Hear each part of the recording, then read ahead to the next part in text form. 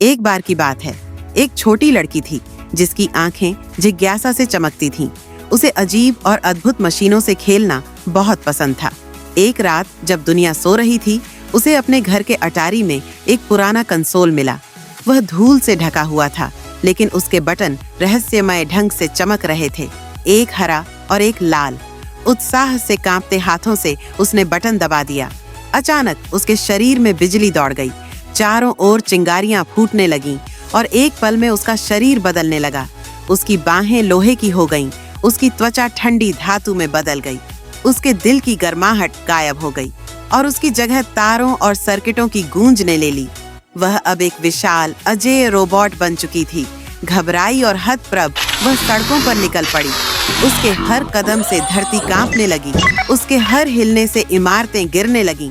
लोग डर के मारे भागने लगे, लेकिन वह खुद को रोक नहीं पा रही थी।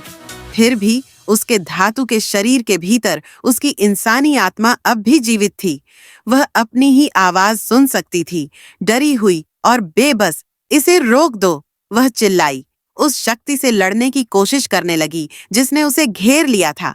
वह संघर्ष करती रही, लेकिन उसका शरीर उसकी नहीं सुन रहा था। अंत में निराशा में उसकी आंख से एक आंसू गिर पड़ा।